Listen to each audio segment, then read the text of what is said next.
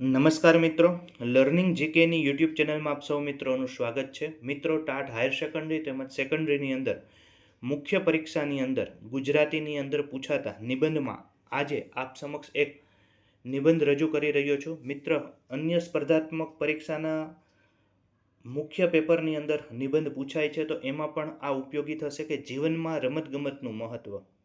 સૌપ્રથમ જોઈએ તો આરોગ્ય પરમ ભાગ્યમ સ્વાસ્થ્ય સર્વાર્થ સાધનમ. મિત્રો, અમુક પંક્તિઓ જે છે એ આપણે નોટ કરી શકાય તેમજ એક વખત અચૂક આ ટોપિક ઉપર જાતે નિબંધ લખવાનો પ્રયત્ન કરજો. તો સમય ન બગાડતા આગળ જોઈએ. જીવનમાં રમતગમતનું મહત્વ. સ્વસ્થ શરીરમાં જ સ્વસ્થ મન વસે છે. આ સદીઓ જૂની કહેવત આપણા જીવનમાં રમતગમત તેમજ શારીરિક પ્રવૃત્તિઓનું સાચું મહત્વ સમજાવે છે. આજના અત્યંત ઝડપી, આધુનિક તેમજ સ્પર્ધાત્મક યુગમાં દરેક વ્યક્તિ માટે પોતાના શરીર અને મનનું સ્વાસ્થ્ય જાળવી રાખવું ખૂબ જ જરૂરી બની ગયું છે. જીવનમાં સફળ થવા માટે માત્ર પુસ્તકીય જ્ઞાન પૂરતું નથી. પુસ્તકોમાંથી આપણને માહિતી મળે છે, પરંતુ જીવન જીવવાની સાચી કળા, શારીરિક તંદુરસ્તી, શિસ્ત, એકબીજાને સહકાર આપવાની ભાવના અને આત્મવિશ્વાસ જેવા અમૂલ્ય ગુણો તો રમતગમત દ્વારા જ વિકસે છે. એક અંગ્રેજીમાં પંક્તિ પણ છે કે sports keep the body fit and the mind fresh.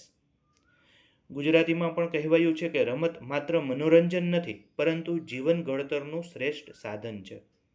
સંસ્કૃતમાં પણ એક શ્લોકની એક પંક્તિમાં છે કે આરોગ્ય પરમ ભાગ્યમ સ્વાસ્થ્ય સર્વાર્થ સાધનમ.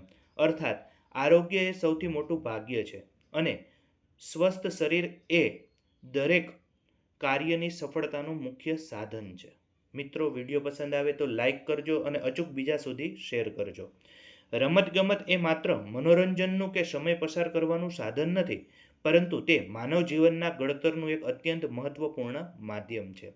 ખાસ કરીને વિદ્યાર્થીઓના સર્વાંગી વિકાસ માટે શિક્ષણની સાથે સાથે રમતગમત પણ એટલું જ આવશ્યક છે.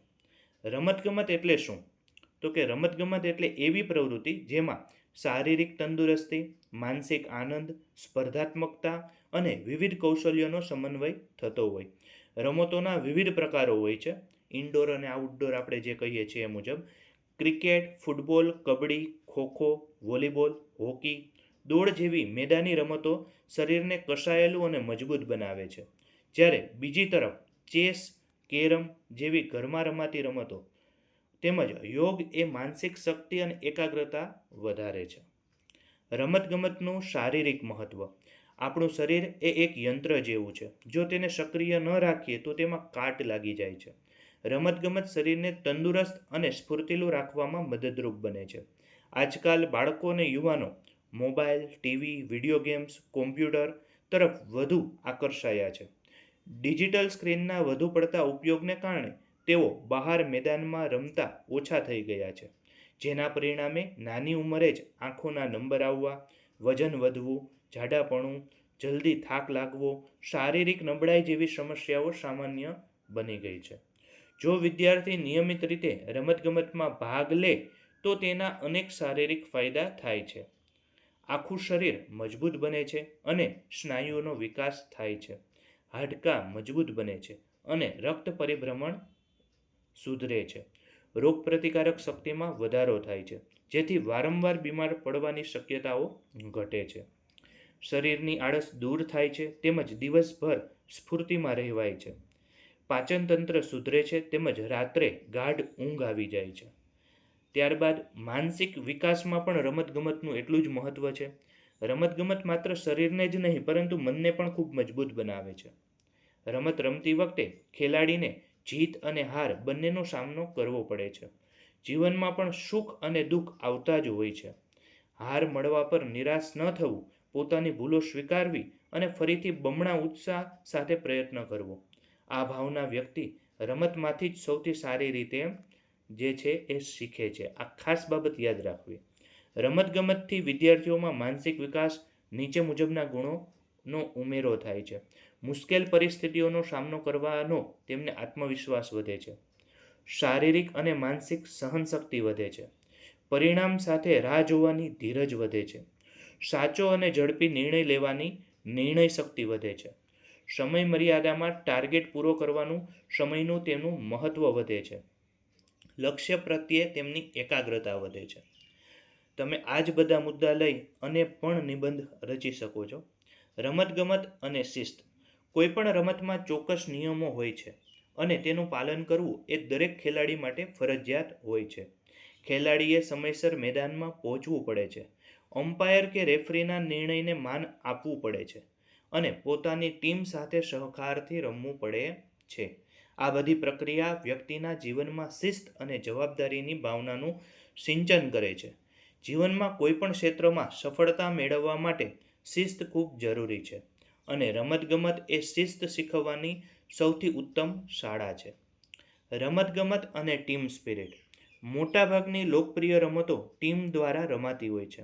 ક્રિકેટ, ફૂટબોલ, કબડ્ડી, વોલીબોલ જેવી રમતોમાં કોઈ એક ખેલાડી એકલો જીતી શકતો નથી. તેમાં આખી ટીમની એકતા અને સહકારનું મહત્ત્વ હોય છે. ખેલાડી પોતાના અંગત રેકોર્ડ કે સ્વાર્થ કરતાં પોતાની ટીમની જીત અને સફળતાને વધુ મહત્ત્વ આપે છે. આમાંથી આપણે ટીમવર્ક એટલે કે સમૂહમાં સાથે મળીને કામ કરવાની ભાવના જે છે એનો વધુ વિકાસ થાય છે. આનાથી વ્યક્તિમાં સહકારની ભાવના, નિસ્વાર્થ મિત્રતા, નેતૃત્વ શક્તિ અને પરસ્પર વિશ્વાસ જેવા ગુણો જે છે એ ખીલે છે. ભવિષ્યમાં નોકરી કે વ્યવસાયના ખૂબ જ ઉપયોગી તે સાબિત થાય છે.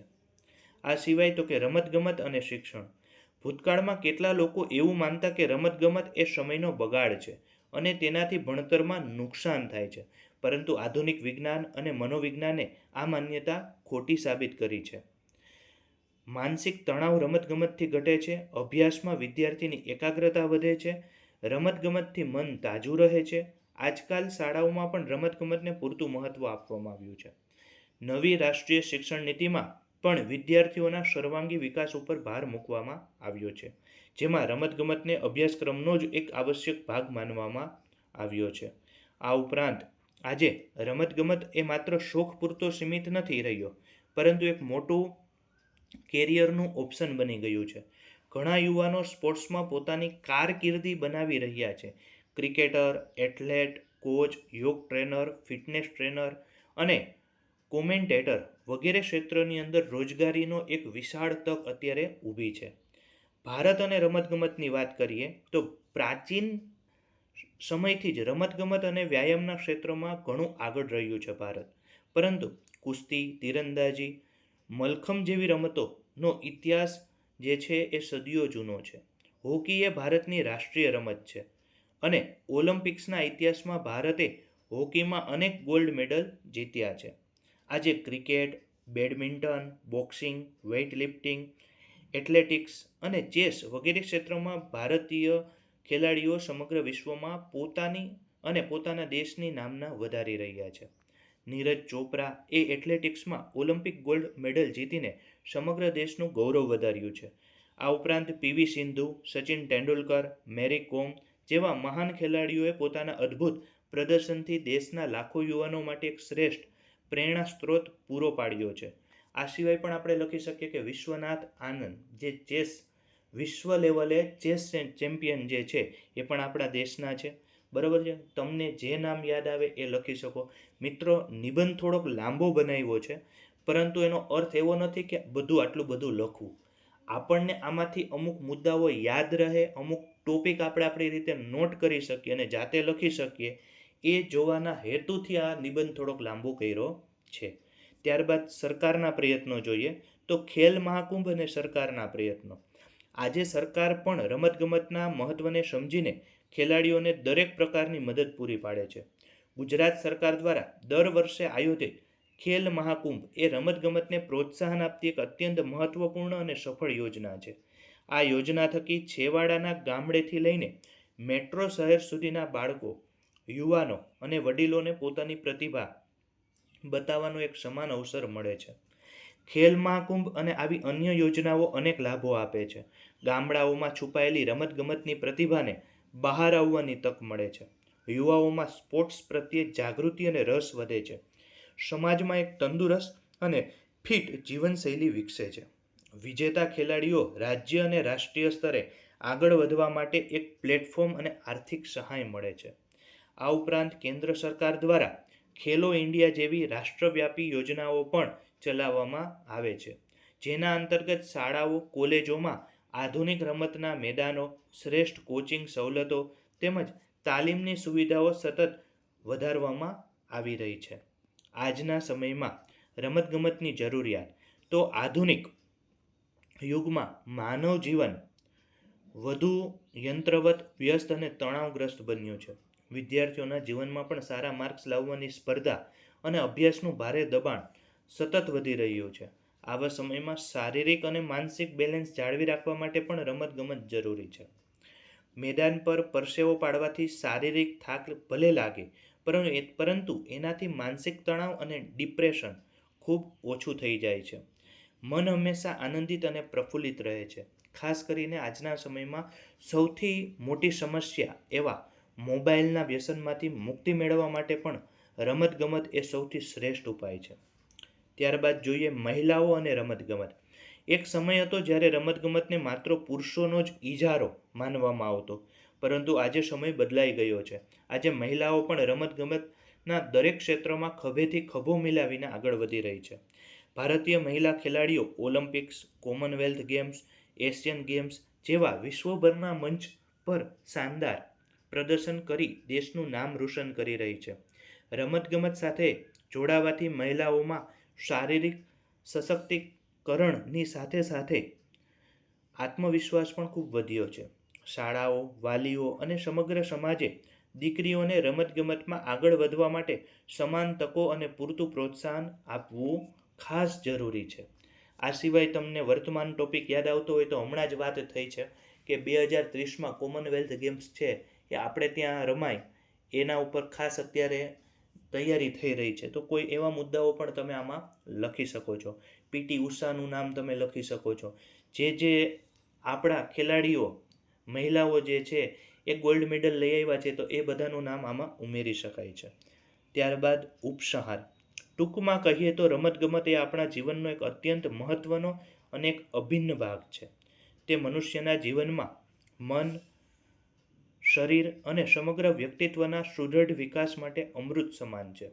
રમતગમત વ્યક્તિને માત્ર શારીરિક રીતે સ્વસ્થ જ નથી બનાવતી, પરંતુ માનસિક રીતે પણ મજબૂત, શિસ્તબદ્ધ અને આત્મવિશ્વાસી બનાવવામાં મદદરૂપ થાય છે. જીવનમાં આવતી જીતને નમ્રતાથી પચાવવાની અને હારમાંથી બોધપાઠ લઈને ફરી બેઠા થવાની શક્તિ એ રમતગમત જ આપે છે. આ મુદ્દો ખાસ લખી શકાય એવો છે. આથી આજના સમયમાં દરેક વિદ્યાર્થીએ માત્ર પુસ્તકો અને અભ્યાસ પાછળ જ ન ભાગતા પોતાની દિનચર્યામાંથી ચોક્કસ સમય કાઢીને રમતગમત તરફ પૂરતું ધ્યાન આપવું જોઈએ. માત્ર બાળકો જ નહીં, પરંતુ તમામ ઉંમરના લોકોએ પોતાની ફિટનેસ જાળવવા કંઈક ને કંઈક શારીરિક પ્રવૃત્તિ કરવી જોઈએ. સરકાર, શિક્ષણ સંસ્થાઓ અને સમાજે સાથે મળીને રમતગમતને વધુમાં વધુ પ્રોત્સાહન આપવું જોઈએ, જેથી આવનારા સમયમાં એક સ્વસ્થ, નિરોગી અને શક્તિશાળી ભારતનું નિર્માણ થઈ શકે. અંતમાં એક સુંદર પંક્તિ સાથે નિબંધ પૂર્ણ કરીશ કે રમતગમત છે એ જીવનનો આધાર, સ્વસ્થ યુવાનો દેશનો છે શણગાર. અસ્તુ. જય હિન્દ, જય ભારત.